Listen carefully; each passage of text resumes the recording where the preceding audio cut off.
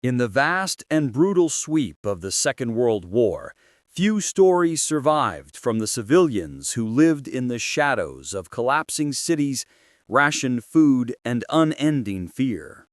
By 1942, widely regarded as one of the war's darkest years, millions faced a daily struggle to stay alive as bombings intensified and national boundaries shifted violently.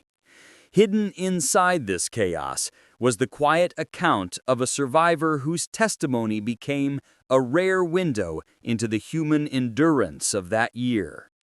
He lived in a district struck repeatedly by air raids, a place where the ground itself trembled each night.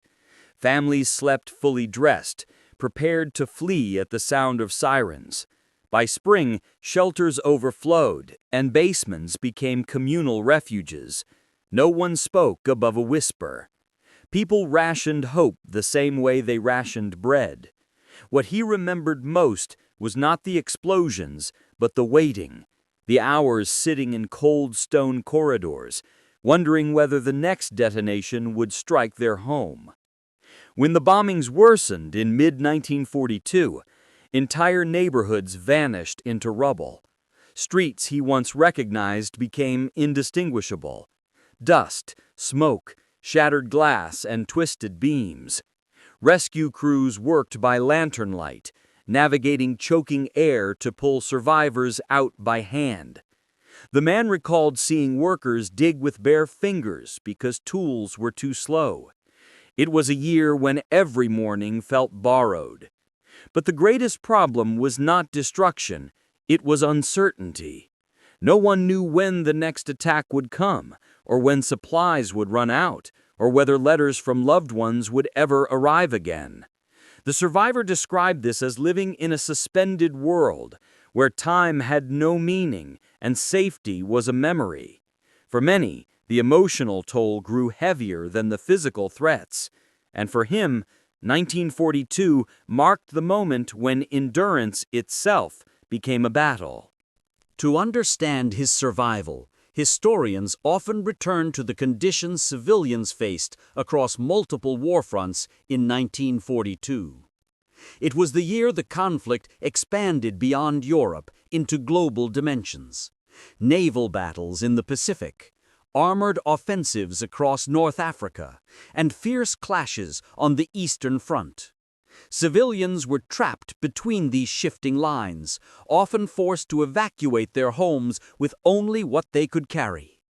Entire communities disappeared overnight. Rationing reached a severe stage. Food supplies dwindled. Fresh produce became rare, and protein sources were strictly limited. People learned to stretch ingredients in ways previous generations never imagined. The survivor recalled eating the same thin soup for weeks, made from vegetables grown in makeshift rooftop gardens. Water and electricity became unpredictable. Every resource had to be conserved. Cities and villages adapted to wartime conditions in ways that would define their daily rhythm. Blackout curtains darkened windows each evening, ensuring that enemy aircraft could not navigate by ground lights. Volunteers patrolled the streets to enforce darkness, whispering warnings when even a small flame threatened to expose a household. Radios became lifelines, providing both information and caution. Every broadcast carried the same undertone: prepare, endure, survive. The survivors' region also saw a mass movement of refugees. Streams of civilians fled advancing forces, traveling in carts, bicycles, and on foot. He described scenes of families pushing everything they owned along unpaved roads, competing for space and safety. The sound of migration was constant. Wheels grinding gravel, children crying, elderly travelers gasping for breath. Despite the growing deprivation, communities found ways to maintain fragments of normalcy. People shared tools, traded clothing, and offered shelter to displaced neighbors. Schools operated in basements, Churches held services by candlelight. The survivor often emphasized that survival was rarely an individual act. It was a collective struggle, built on cooperation and trust. These conditions set the stage for the crisis he would soon face. Life in 1942 revolved around routines shaped by danger. The survivor's days began before dawn, when the air was quietest and the sky dim enough to conceal movement. He helped his family repair damaged walls, collect water, and gather firewood, all tasks performed cautiously, as distant artillery echoed across the horizon.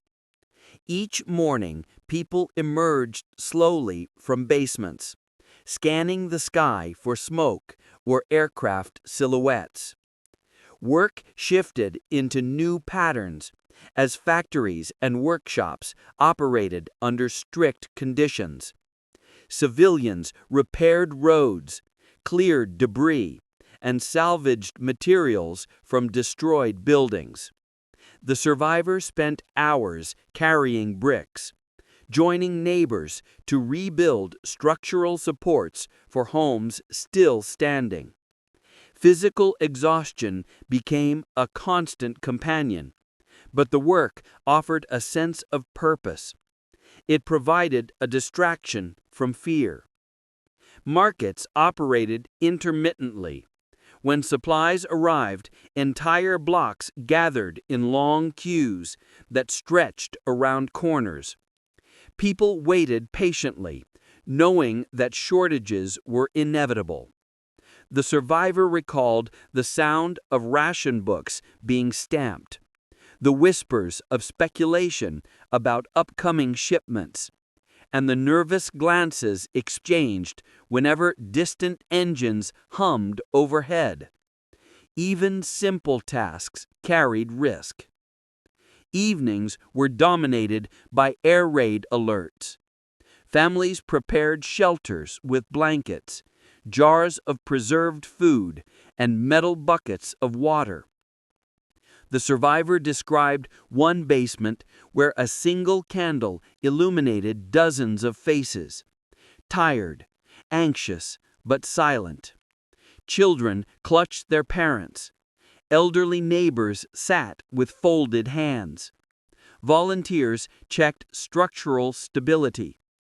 Every night felt the same, yet every night carried the possibility of tragedy. What kept people anchored was routine. Chores, repairs, communal meals, whispered conversations about survival. Though daily operations seemed repetitive, they were essential for mental endurance. The survivor often said that maintaining structure in a collapsing world was the only way to remain human. And yet, despite these efforts, the crisis that changed his life arrived suddenly and without warning. The turning point came during a prolonged bombardment in late 1942. Hours of explosions shook the ground like rolling thunder, each blast growing closer than the last. The survivor was helping neighbors reinforce a basement door when the lights flickered, then died entirely. Dust drifted from the ceiling. Someone whispered that another wave was approaching. The basement filled with rapid, shallow breathing. Moments later, a deafening detonation collapsed the entrance tunnel. The air turned thick with grit. For a brief moment, silence followed. A terrifying, disorienting silence. Then came the realization they were trapped underground. People scrambled in darkness, calling out names, counting heads, trying to stay calm.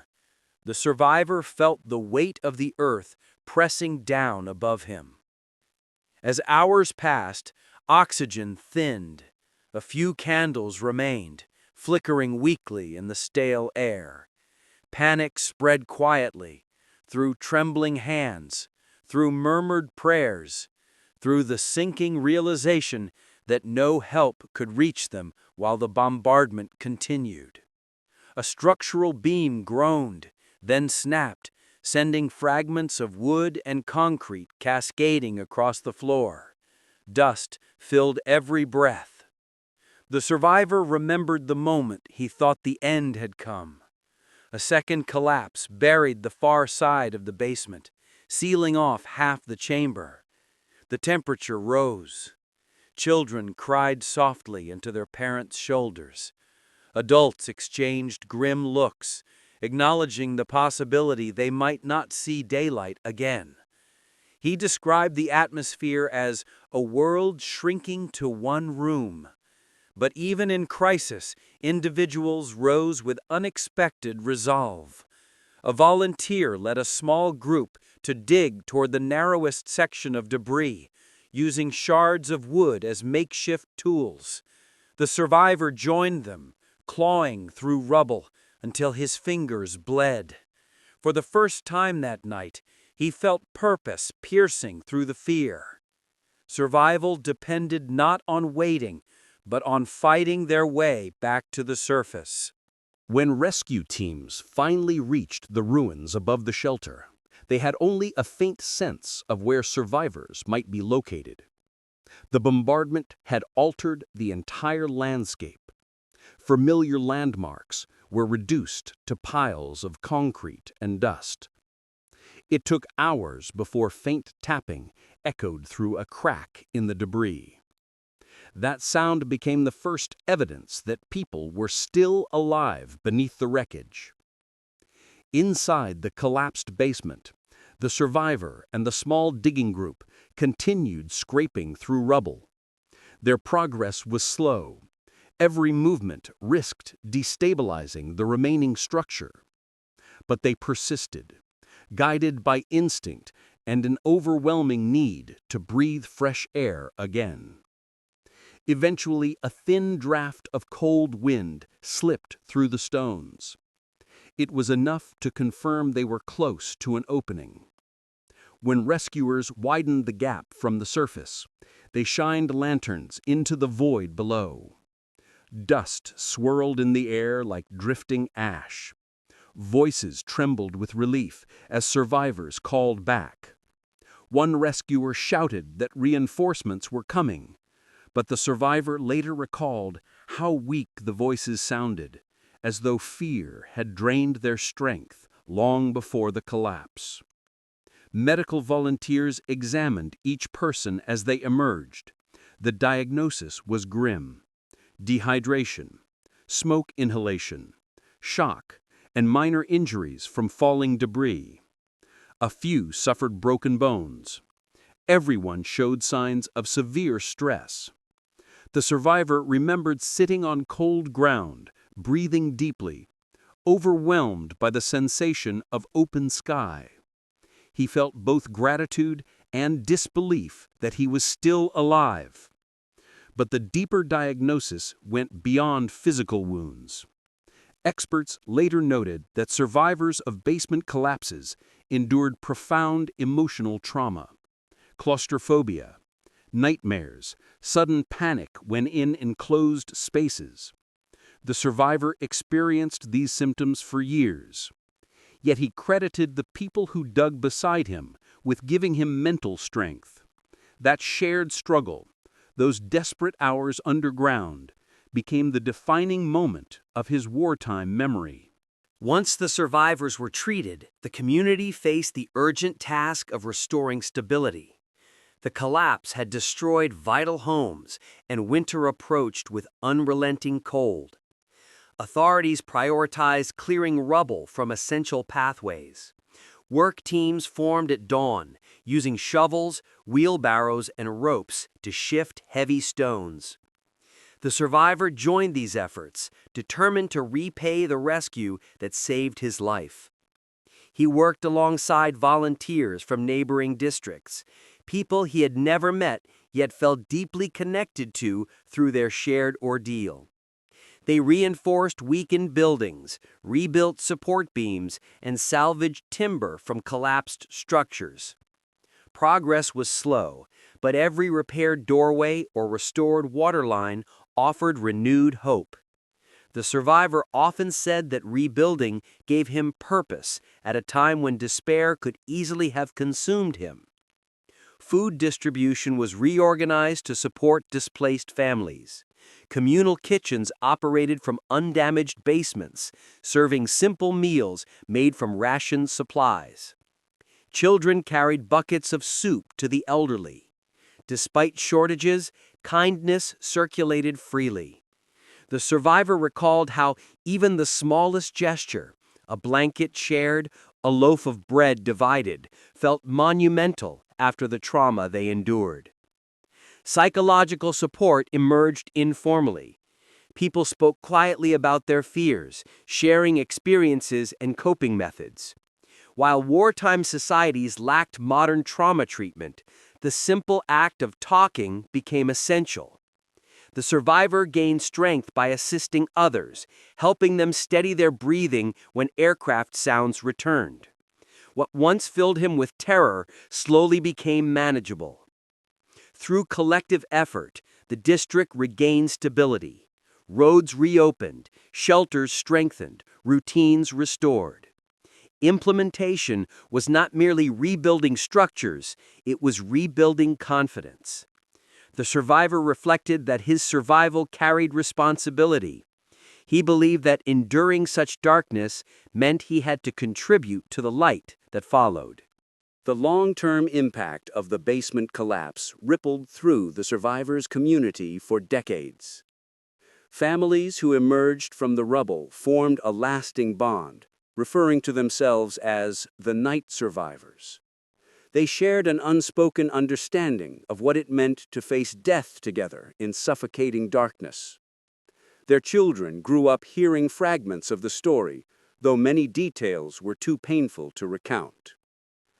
Historians later documented how such survival events shaped civilian resilience during the war. Communities that endured catastrophic bombardments often developed stronger support networks, increased cooperation, and heightened awareness of structural safety. In the survivors' district, the collapse led to improved shelter reinforcements, more organized evacuation drills, and better coordination between volunteers and authorities.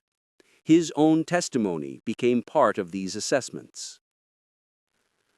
The survivor's personal impact was quieter but profound. He carried emotional scars, moments when loud noises triggered memories of falling beams or when cramped spaces quickened his breath. Yet he also possessed a deepened appreciation for ordinary life. Sunlight on walls, fresh air after rain, the sound of undisturbed silence. He often described survival as a new beginning rather than a continuation. In the post-war years, the survivor recorded his memories in a series of interviews, each offering rare insight into the civilian experience of 1942. His testimony became an invaluable account for historians who sought to understand not just military strategies or political decisions, but the human dimension of survival. He spoke with a calm, reflective tone, acknowledging both the suffering and the resilience that defined that era. He emphasized that the collapse was not an isolated event, but one of countless tragedies endured by civilians across the world. Yet he believed that sharing the story mattered, because it reminded future generations that survival was built on cooperation, courage, and small acts of compassion. He often said that the strongest walls were not made of stone or concrete, but of people standing together. His legacy extended beyond his immediate community. Students studied his account in regional archives. Researchers cited his descriptions of daily rituals, crisis behavior, and recovery efforts. His memories became part of a broader narrative about human endurance under extreme pressure. Even decades later, he maintained the same humility he carried during the war, insisting that he had simply done what anyone would do: fight to live and help others do the same. The survivor lived long into old age, carrying with him the weight of both trauma and gratitude. When asked what lesson he wished to leave behind, he answered simply, "Survival teaches responsibility." He believed that those who endure hardship have a duty to uphold empathy, protect their communities, and prevent future suffering. Today, his story stands as a testament to the untold human experiences of the Second World War. It preserves the memory of those who perished, honors those who survived, and reminds the world that even in its darkest year, humanity's capacity for resilience remained unbroken.